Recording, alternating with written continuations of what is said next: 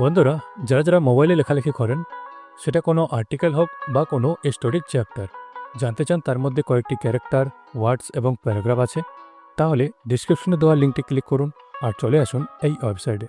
এখানে পেস্ট করে দিন আপনার লেখার টেক্সটটি আর জেনে নিন সেখানে কয়েকটি ক্যারেক্টার, ওয়ার্ডস এবং প্যারাগ্রাফ আছে।